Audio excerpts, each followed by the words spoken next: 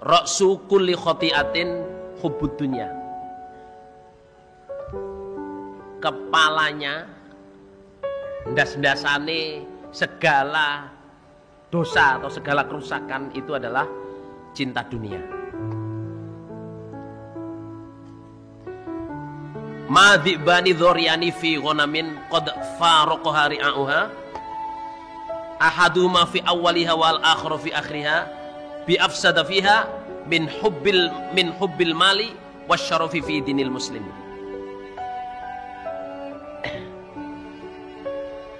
Ini peringatan untuk kita ya. Dua serigala lapar dilepas di tempat di kambing domba yang penjaganya sudah pergi. Dua serigala lapar dilepas di kandang kambing yang penjaganya udah nggak ada. Yang dua serigala ini lapar, ya toh? Kambingnya ya domba sudah jamaah ya. Itu tidak lebih buas, tidak lebih serakah, tidak lebih rakus daripada orang sudah jamaah menggunakan kekuasaan agamanya untuk mendapatkan kemuliaan dan dunia. Jadi jangan kaget saudara jamaah kalau ada orang punya kuasa kadang-kadang dalam agama terus serakah, ambil ini, ambil itu, sama nggak usah kaget. Yang jelas ini peringatan jangan mencintai dunia. Yang disebut mencintai dunia itu adalah menghalalkan segala cara hanya untuk dapat dunia. Seumpama dapat saudara jamaah, pertama itu dosa. Yang kedua membuat kita lupa segala-galanya. Dan awalnya semua kerusakan dari cinta dunia itu. Berani memanipulasi, berani menipu, berani ambil haknya orang lain, berani macam-macam.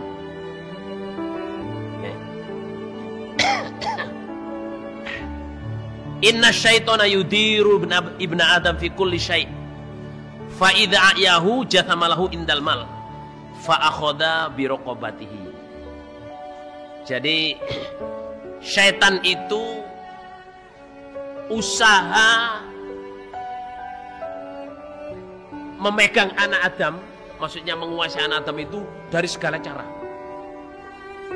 Dari sisi ini, dari sisi ini, dari sini. Sampai yang terakhir dia itu dibuat senang dengan harta. Kalau dia sudah cinta dengan harta, saudara jemaah, cinta dengan dunia, menghalalkan segala cara, oleh syaitan dia sudah dipegang tengkuknya. Artinya itu mau dijongkrokkan ke neraka, mau diinikan, mau dibuat salah, mau dibuat makin dalam.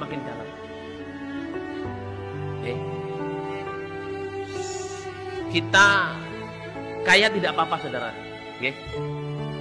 Kaya tidak apa-apa, yang penting harus bisa menggunakan kekayaannya untuk apa saudara jemaah? Untuk kebaikan agama. La ba'sa bil ghina. Tidak bahaya, tidak apa-apa kaya, tapi bisa menggunakan kekayaannya. Jangan disetir oleh kekayaannya. Qala Rasulullah sallallahu alaihi wasallam, "Malam yata'azza bi'azaillah, taqatta'at nafsuhu hasaratin 'alad dunya." Barang siapa yang tidak merasa mulia dengan kemuliaan Allah, maka dirinya akan dibuat oleh Allah berantakan, menyesali dirinya terhadap dunia. Maksudnya itu selalu berharap gini ya, sampean sudah jadi jamaah, mestinya kita ini bangga. Ingat ya, cantolan Bapak Imam Haji Nur Hasan Al-Ubaidah Lubis. Beliau pernah nasihat, saudara jamaah, kita semua ini sudah jamaah dan calonnya ahli surga. Seandainya karena jamaah ini kita deblek, hidupnya berat, sampai seperti keset pijakan kaki yang di depan pintu, orang keluar masuk rumah ngijekin kita, tapi kita bisa nanti kurang di jamaah, bisa sambung, bisa taat Allah Rasul Imam, itu masih berani susuk, masih berani bilang ada lagi nggak yang lebih menderita daripada ini? Karena apa? Itu cuma 1000 tahun. Maksimum 1000 tahun, nggak ada 1000 tahun. Setelah itu mati masuk surga selama-lamanya, jadi raja yang diagungkan. Seandainya karena nanti pulang di jamaah kita itu dipepet orang, sana gencet sampai gepeng koyo ilir. Apa gepeng koyo ilir? Sampai tipis seperti kipas. Saking beratnya hidup, itu kita masih berani susuk. Ada lagi nggak penderitaan yang lebih daripada cuman jadi kipas? Karena apa? Itu cuman sementara. Habis itu masuk surga. Sejamaah ya, misalnya di Gading ini, sampean nggak punya kos-kosan, ya nggak apa-apa. Nggak ada bang Lur. Cuman bisa jual bakso, cuman bisa jual nasi, cuman bisa punya restoran, ya toh, cuman bisa punya sawah 5 hektar, nggak apa-apa saudara, nggak usah, ya toh. Kakean ya, oh kakean 5 hektar, nggak sabir. 1 hektar ya, baron 1.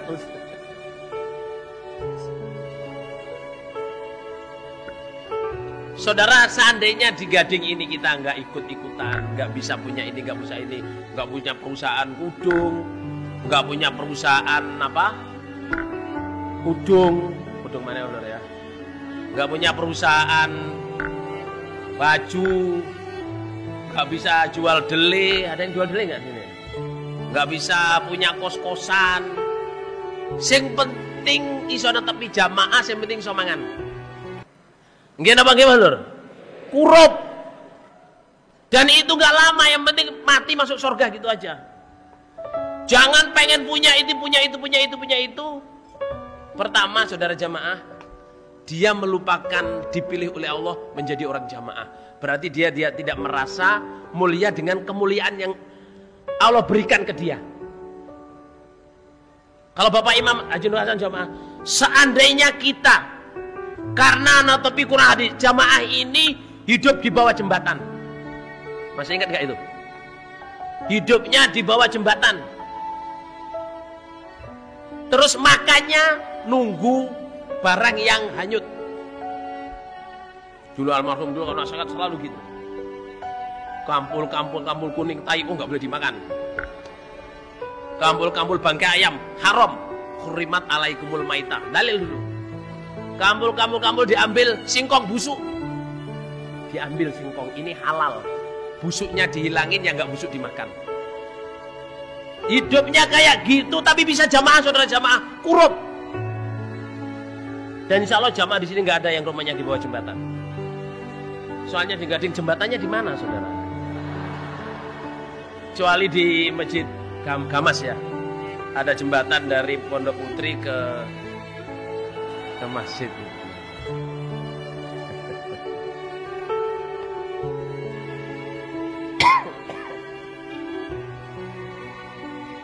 Siapa yang tidak merasa mulia dengan kemuliaan Allah, yang dilihat hanya urusan dunia, nanti dibuat hatinya itu nelangsah hanya untuk urusan dunia. Waman atba'a basarahu ma fi aidin nas kathurahammuhu walam yafsi ghaiduhu. Siapa yang mengikutkan matanya selalu melihat yang dipunyai orang, itu sudah punya mobil, itu sudah bisa bangun rumah, itu rumahnya tingkat 3, itu rumahnya tingkat 2, itu kos-kosannya, selalu melihat begitu saja jamaah. Dibuat oleh Allah, dia akan selalu bersedih dan gak akan sembuh mangkelnya. Jengkel aja. Itu utang kemana itu? Bangi utangnya sapiro. Gak usah delok ben. Bah jungkir walik, bah melding, bah jengking. Gimana bang Lur? Biar sandalnya jinjit depan, biarin aja saudara. Gak usah dipikir, kok wong gendeng sih jinjit kok jinjit depan. Ya biarin. Wong dia memang nyamannya begitu. Gak usah dipikir. Nggih. Gading kita ini saja mah melihat dunia ini sama nggak usah terpengaruh. Biasa.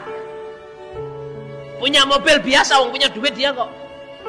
Nggih napa nggih Lur? Kalau sampean nggak punya duit, nggak bisa beli mobil, ya biasa, memang nggak punya duit kok. Yang aneh itu nggak punya duit, punya mobil. Gimana itu jamaah? Mbuh nyewa, mbuh nyilih, mbuh nopo, mbuh ribo. Wa man lam yarallahu azza wa jalla alaihi nikmatan illa fi mat'amin au masyrabin au malbasin faqad qassara amaluhu wa dana adzabuhu. Barang siapa yang tidak melihat nikmat Allah kecuali pada makanan, minuman, pakaian, berarti orang ini amalannya akan pendek, maksudnya selalu kurang beramal. Terus siksanya dekat. Maksudnya gini ya, kita jadi orang jamaah jangan yang kita pikirkan cuman makan, pakaian, dan minuman. Wis sing dipikir mangan ae Pak. Mangan nanti, mangan opo? Mangan bung, mangan pring, mangan wis. Semuanya loh, mangan opo pertanyaannya. Jamaah jangan begitu, pakaian juga gitu. Pakaiannya ganti-ganti. Wes jan masya Allah saudara. Sugih dadi gombal. Qala Rasulullah sallallahu alaihi wasallam, "Inna dinaro wa dirhama ahlaka man kana qablakum wa huma muhlikakum." Oke, ingat-ingat. Dinar atau uang dari perak dan uang dari emas dan uang dari perak itu telah merusak umat sebelum kamu. Nanti uang ini juga akan merusak kamu.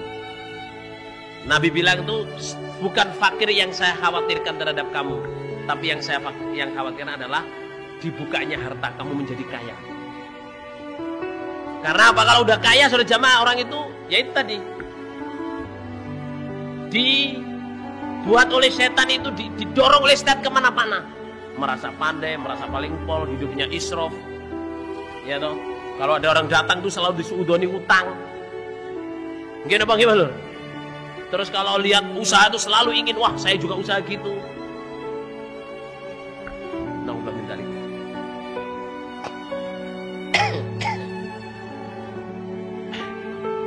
Qala Abu Ja'far alaihissalam, "Matsalul harisi 'ala dunya mislu dudatul qazi. Kullama izdadat minal qazi 'ala nafsiha lafan kana abadalaha minal khuruji hatta tamuta qumman." Astagfirullahaladzim. Orang yang selalu ingin punya ini, punya itu digambarkan oleh Allah, digambarkan di hadis ini ya oleh Nabi seperti ulat sutra. Makin lama dia bikin rumah-rumahannya itu yang menganukan dirinya, makin susah dia untuk keluar sampai dia mati dalam keadaan sedih. Kita saudara jamaah ya, kalau udah diberi kekayaan oleh Allah, ini umum ya, saya udah ngelihat banyak orang jamaah itu kaya itu dikembangkan ini.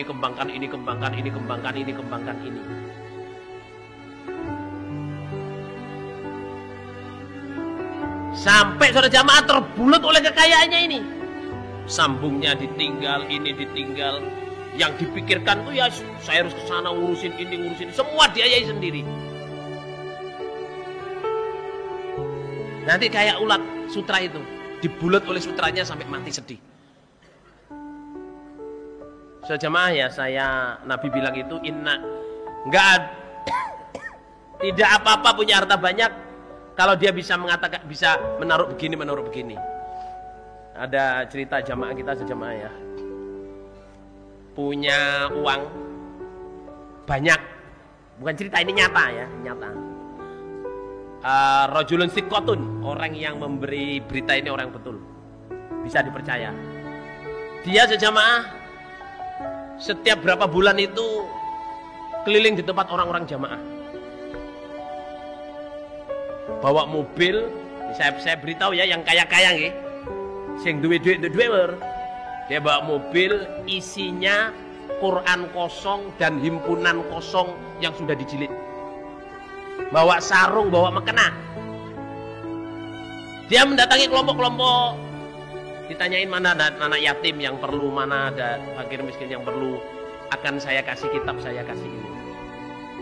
Sampai saudara jamaah di satu tempat itu imam daerahnya menangis. Sebelum Bapak datang ke sini nih, saya nggak tahu kalau di sini ada orang fakir, orang miskin, anak yatim yang beli kitab aja nggak mampu. Dan ini dilakukan rutin, saudara. Dikasih uang berapa juta, dikasih kitab, terus bilangin kalau kamu mau mondok silahkan, saya kasih duitnya. Ini rutin dikerjain. Salah satu contoh gimana kita itu mendistribusikan kekayaan kita. Oke. Semoga Allah paling barokah. Semoga Allah paling faham. Semoga Allah paling karena Allah. Aghnal ghina man lam yakun lil hirsi asiron. Wa qad la tusyiru qulubakumul sighalu bima fata. Fatashghalu adhanakum 'anil istidadi bima lam ya'ti. Paling kayanya orang kaya adalah orang yang tidak terpenjara, yang tidak ditawan oleh keinginannya. Maksudnya apa? Orang itu kalau dipenjara keinginannya, itu menjadi orang fakir, saudara. Ingin ini, ingin itu, ingin itu, ingin itu, ingin itu. Tapi kalau orang itu sudah bebas dari keinginan, artinya bisa mensyukuri apa di dirinya sendiri. Wes Pak enteng urip. Kita ngelihat banyak saja ya, kadang jadi pegawai negeri bolos hanya untuk urusan bisnis. Jadi guru, saudara jamaah, kadang ditinggal muridnya dikasih catatan untuk urusan apa? Bisnis. Insya Allah di Gading ini nggak ada, saudara jamaah ya. Hah? Ada apa nggak ada, saudara jamaah? Karena apa, saudara jamaah? Karena keinginannya. Ingin ini, ingin itu, ingin kaya, ingin punya ini, punya itu. Sampai amanat ditinggalin. Sebenarnya kalau dia serius menangani apa yang sudah jadi amanat, al-amanatu tajlibur rizqa wal khiyanatu tajlibul faqra. Amanat itu menarik rezeki, khianat menarik kefakiran. Nggih. Semoga Allah paring barokah. Ani Zuri Muhammad bin Muslim ibnu Abdullah qala su'ila Ali ibn al-Husain alaihi salam ayyul a'mali afdalu indallah. Qala ma min amalin ba'da ma'rifati azza wa jalla wa ma'rifati Rasulillah sallallahu alaihi wasallam afdalu min bughdid dunya. Fa inna lidzalika la syi'aban katsira. Titik. Cucunya Ali bin Abi Thalib. Cucunya siapa saja jamaah? Ali bin Abi Thalib. Dia Ali bin Hasan, Ali bin Husain bin Ali. Dia itu pernah ditanya, amalan apa yang paling utama setelah mengenal Allah, setelah dekat dengan Allah? Dia bilang, amalan apa yang paling utama? Dan dia bilang gini, amalan yang paling utama setelah mengenal Allah adalah benci dunia. Benci dunia maksudnya itu jamaah, tidak senang dengan urusan dunia. Bukan berarti tidak kerja, saudara jamaah. Ya kerja, ya berhasil, ya apa, tapi tidak sampai menerjang yang haram untuk dapat dunia. Soalnya apa? Tidak senang dunia itu, cabang kebaikannya itu banyak. Yang pertama itu bisa syukur, bisa terima, bisa menikmati. Gimana Lur? Terhindar dari yang haram, terhindar dari larangan. Nah itu. Nah, terus walil ma'asi syibun. Ini kemarin yang saya ceritakan ya. Maksiat itu ada cabang-cabangnya. Pertamanya maksiat adalah apa?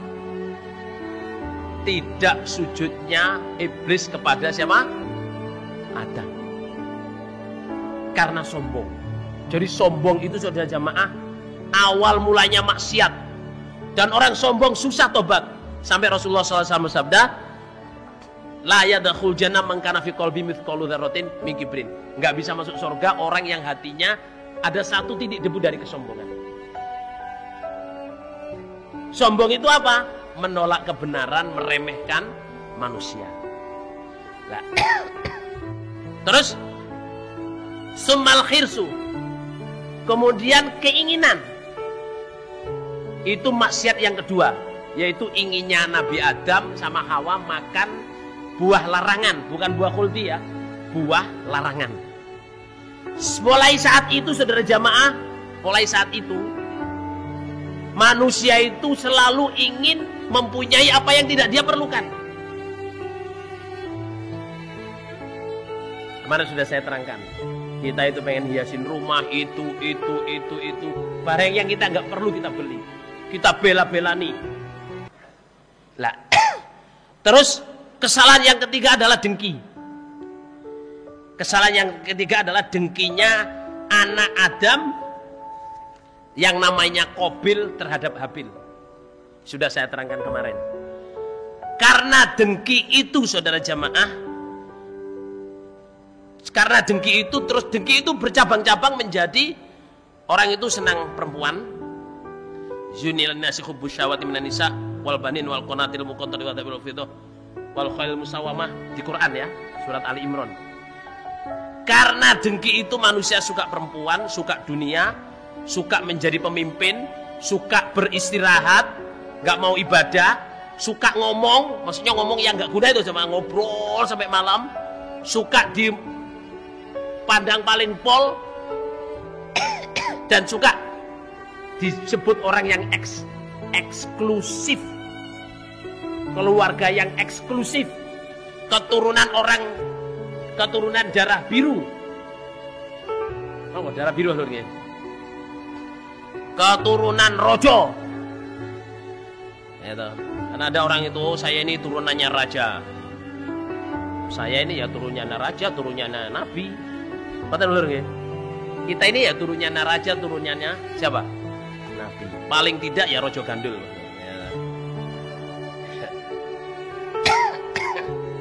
Lah, 7 hal itu tadi sama tumpuk jadi satu menjadi cinta dunia. Makanya para nabi, faqalal anbiya wal ulama ba'da ma'rifadzalik hubbud dunya ra'su kulli khati'ah.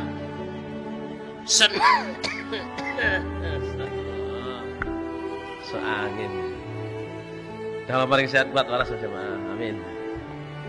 Cinta dunia itu awalnya dari segala kerusakan. Itu omongannya para ulama. Padahal sebenarnya hadis Nabi juga, butuh-butuhnya awalu kulli khati'ah, ra'su kulli khati'ah. Semoga Allah paling manfaat dan barokah. Semoga Allah paling kesehatan.